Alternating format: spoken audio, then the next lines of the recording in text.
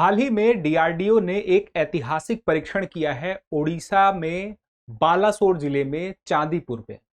तो ये परीक्षण कैसा है? एक बहुस्तरीय परीक्षण है और इस परीक्षण के माध्यम से डीआरडीओ ने कोशिश की है कि एक साथ अगर अलग अलग तरह के हवाई हमले होते हैं, कुछ जमीन के पास में हो, कुछ काफी दूरी में हो, कुछ काफी अलग ऊंचाई पे हो, कुछ अलग ऊंचाई पे हो, तो यानी कि अलग अलग दूरी, अलग अलग प्रकार की चुनौतियां, जैसे कि एक साथ एक से ज्यादा अगर हमले होते हैं तो वैसे में ये सिस्टम कैसे रिस्पॉन्स करेगा, इस सिस्टम का परीक्षण किया गया और सफलता पाई गई। यानी कि अपने आप में एक बड़ी उपलब्धि है कि मल्टी लेयर हमने कह दिया कि एयर डिफेंस सिस्टम हमने तैयार कर लिया है और उसका सफल परीक्षण कर लिया है।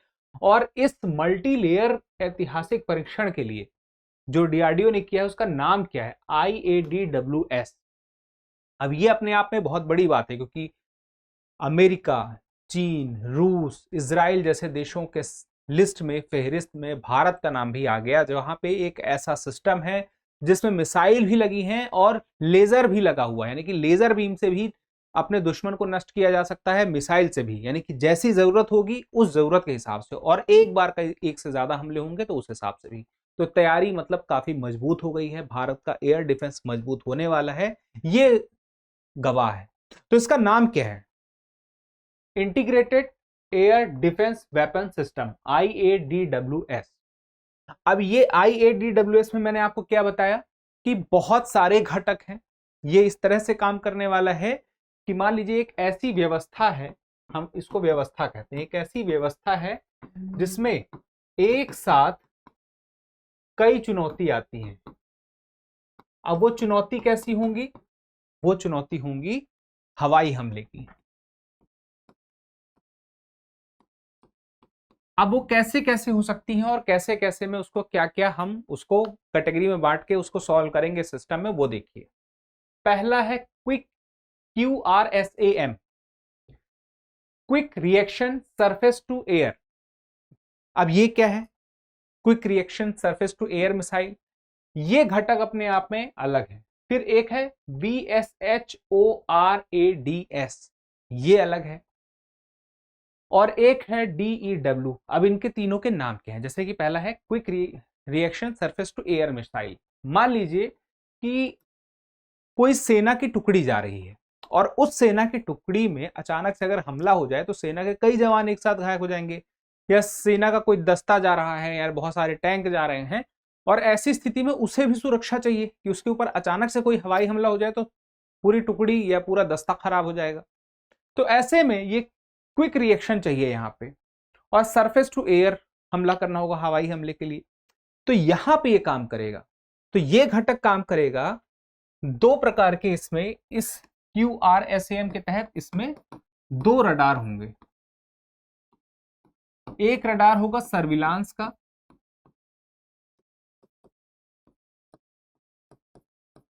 और एक रडार होगा जो ये कैलकुलेशन करेगा। जैसे सर्विलांस रडार क्या करेगा? मान लीजिए कोई हवाई हमला हो रहा है, जैसे ड्रोन हमला हो रहा है, या फिर हवाई जहाज से हमला हो रहा है, तो हेलीकॉप्टर से हमला हो रहा है, तो वो दूर से पहले ये पता करेगा कि एक हमला हो रहा है, कुछ आ रहा है और इससे खतरा है। अब ये जो रडार पहला सर्विलांस है। फिर उसके बाद एक दूसरा होगा, वो मल्टी फंक्शनल रडार क्या करेगा? वो विश्लेषण करेगा। विश्लेषण करेगा,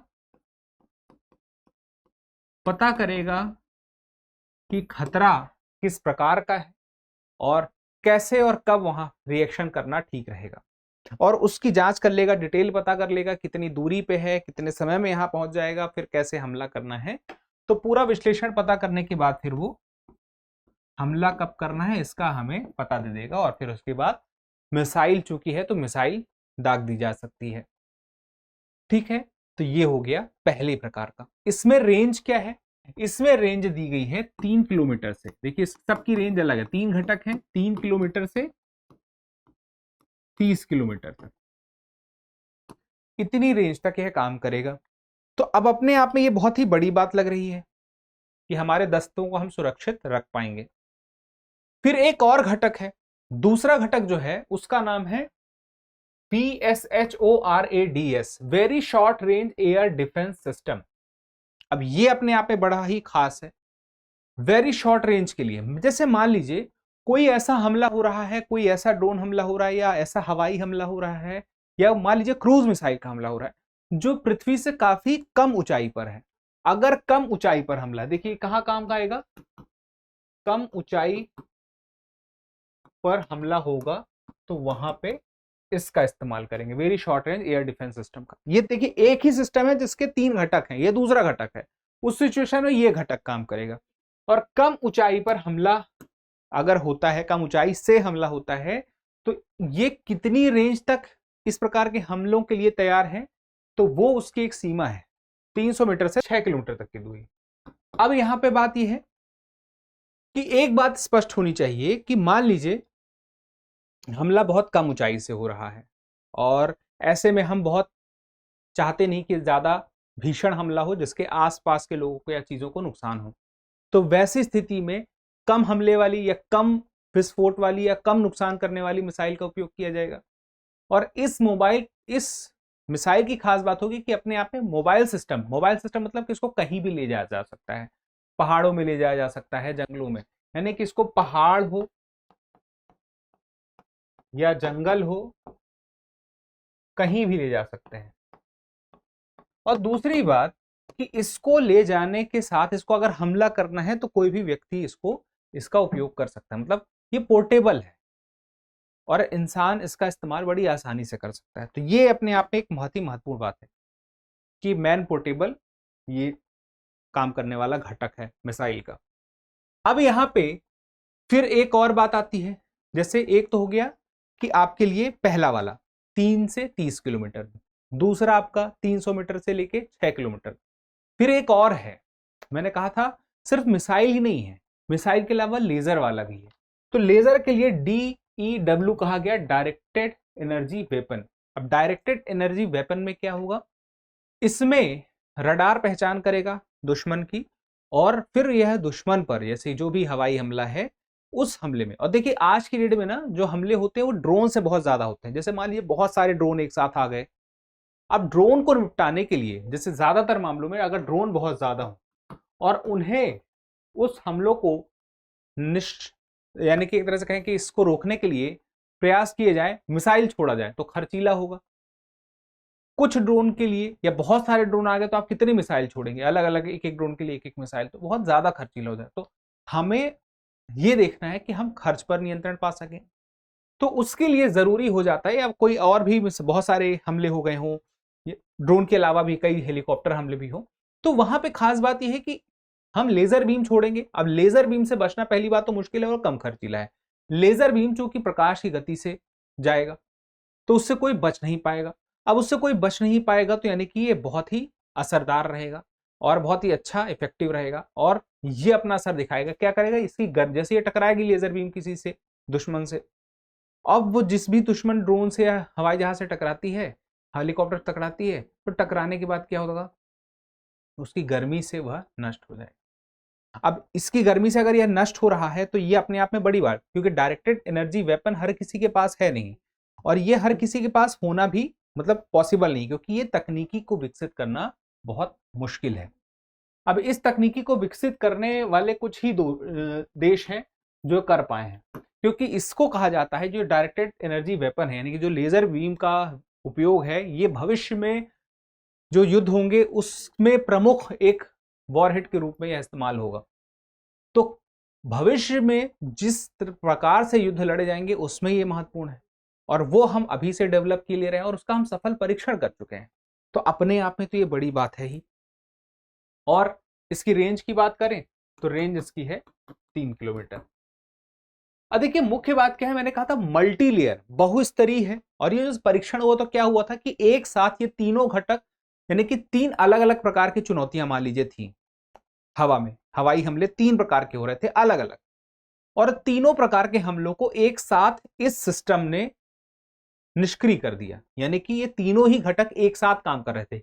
एक तरफ से पहले वाले QRSAM से गई मिसाइल, फिर दूसरे वाले से गई मिसाइल और तीसरी वाली लेजर बीम। तो ये महत्वपूर्ण बात थी क्योंकि जो पहला वाला QRSAM है वो 360 डिग्री पे काम करता है, वो चारों तरफ से पूरा रडार से चौकन्ना होता रहेगा, वो पता करता रहेगा कहां से खतरा आ रहा है। तो यानी कि खतरा किसी भी दिशा से कहीं से भी आए पता चल जाएगा।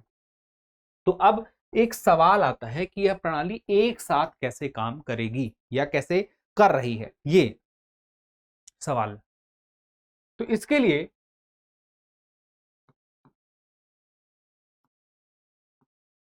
Centralised command and control centre बना है। इस पूरे सिस्टम के लिए centralised command and control system है, जो ये देखती है कि जो आने वाली चुनौती है, जो आमने सामने चैलेंजेस हैं, कितना है, एक से ज्यादा है और किस प्रकार का है। और जब वो चुनौतियों को पहचान लेगी, जरूरी नहीं कि एक साथ तीनों चुनौतियां हैं, है कि नहीं है, लेकिन ये हो सकता है कि कोई एक चुनौती आ रही हो, अब ये सिस्टम, या दो चुनौती आ रही है दो प्रकार की, अब ये सिस्टम पहचानेगा कि अच्छा ये और ये आ रहा है, पहले पहचानेगा फिर पता करेगा कि अच्छा अगर ये वाला है तो हमें क्या करना है, पहले घटक का इस्तेमाल करना है, दूसरे घटक का इस्तेमाल करना है या तीसरे घटक का। इन तीनों में से QRSAM, VSHO, RADS या DEV, अब इन तीनों में से जब वो निर्णय ले लेगा तो सबसे ज्यादा इफेक्टिव जो तरीका होगा वो हमें पता चल जाएगा। अब इसका फायदा देखिए क्या होगा, सुन के तो बड़ा अच्छा लग रहा है, महत्व देखिए क्या है। चाहे सीमा की सुरक्षा हो,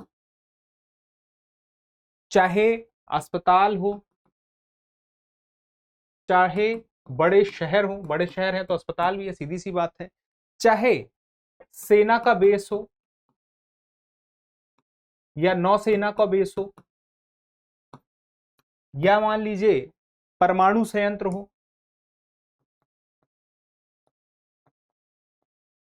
हम ये सब सुरक्षित रख पाएंगे, इनकी सुरक्षा सुनिश्चित होगी। दूसरी बात यह है कि इनकी सुरक्षा सुनिश्चित होगी, इसके साथ देश के लिए क्यों महत्वपूर्ण है, क्योंकि हम जो आत्मनिर्भर होना चाहते हैं, आत्मनिर्भर होने की दिशा में ये एक महत्वपूर्ण है, क्योंकि इसे किसने बनाया है, DRDO ने बनाया है। फिर उसके बाद अगला पॉइंट क्या है, बहुस्तरीय है, मल्टीलेयर है, बहुस्तरीय सुरक्षा है भारत के लिए, ये महत्वपूर्ण है। और जब भारत अपने लिए विकसित कर ही रहा है, आत्मनिर्भर हो ही रहा है, तो अपने मित्र देशों को भी देगा,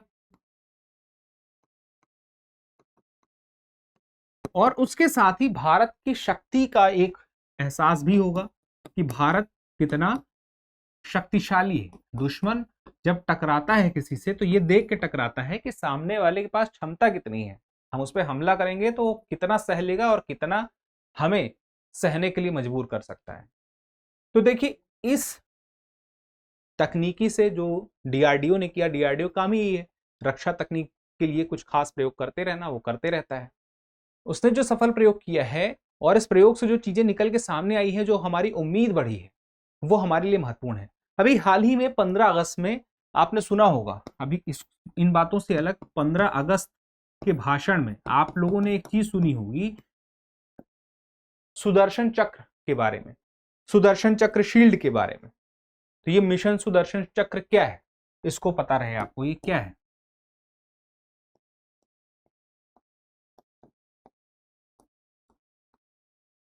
भारत के प्रधानमंत्री ने कहा कि हम देश को, पूरे देश के लिए air comprehensive and integrated air defence system तैयार करना चाहते हैं। तो वो कैसे होगा, वो इस मिशन के तहत, मिशन सुदर्शन चक्र शील्ड के तहत। तो बहुत ही गिने चुने देश हैं जो इस प्रकार कर पा रहे हैं, और भारत का भी लक्ष्य है कि 2035 तक इस प्रकार के लक्ष्य की प्राप्ति करें। और उसी दिशा में हम देखें तो एक कदम ये भी दिखाई देता है, क्या दिखाई देता है, जो इसका नाम है, नाम क्या है याद रखिएगा, IADWS, integrated air defence weapon system. तो अब बात यही आती है, यहां पे जब इतने सारे फायदे हैं, इतनी सारी चीजें हैं, तो भविष्य में जब कभी भी, मतलब ये एक निष्कर्ष की तरह आप इस बात को नोट कर सकते हैं कि भविष्य में कभी भी युद्ध होंगे तो उसमें जिस देश के पास तकनीक जितनी बेहतर है, उस देश को बढ़त उतनी बेहतर मिलेगी, या उस देश से टकराने की कोशिश उतने ही कम करेगा। आत्मनिर्भर रक्षा के लिए क्षेत्र में होना आज के डेट में कितना जरूरी है, ये बात भी समझ में आती है।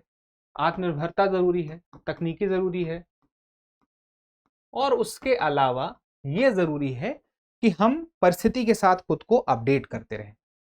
और उसके साथ एक बात और महत्वपूर्ण है, वो बात यह है कि देखिए ये सारे सिस्टम ना हम इंसानों ने बनाए हैं, लेकिन एक और सिस्टम है जो हमने नहीं बनाया, वो है प्रकृति। प्रकृति इन सब पे भी कभी कभी हावी हो जाती है। जैसे कि अगर खराब मौसम होगा तो जो लेजर बीम वाला सिस्टम जैसे है वो उतना इफेक्टिव तरीके से काम नहीं करेगा। तो वो प्रकृति हम सबसे कहीं ऊपर है, ये चीज भी एक अंत में बात समझ में हमें रखनी चाहिए। हम इंसान हैं, वो अंतिम बात है। तो फिलहाल के लिए इतना ही, लेकिन एक सवाल है आप लोगों के लिए, वो सवाल जरूर देख लीजिएगा कि IADWS के घटक कौन से हैं। AQRSAM, VSHORADS और DEW। बी है S-400 आयरन डोम और DRDO मिसाइल्स। सी है QRSAM, VSHORADS और राफेल। और उसके बाद है DRDO, AEROS, TAT और P-15। तो इस सवाल के जवाब जरूर दीजिएगा, क्योंकि जब आप जवाब देते हैं तो हमें और बेहतर करने की प्रेरणा मिलती है। फिलहाल इतना ही, मिलेंगे अगले सेशन में। तब तक के लिए क्या करना है, स्वस्थ रहना है, मस्त रहना है, पढ़ते रहना है। धन्यवाद। और अगर आपके मन में कोई सवाल हो, आप तैयारी से रिलेटेड कोई सवाल पूछना चाहते हैं, अपनी तैयारी को कैसे धार दें ये आप समझना चाहते हैं दृष्टि IAS के साथ में, तो आप इस नंबर पर फोन कर सकते हैं 8750187501। चलिए फिलहाल के लिए इतना ही, मिलते हैं अगले सेशन में। धन्यवाद।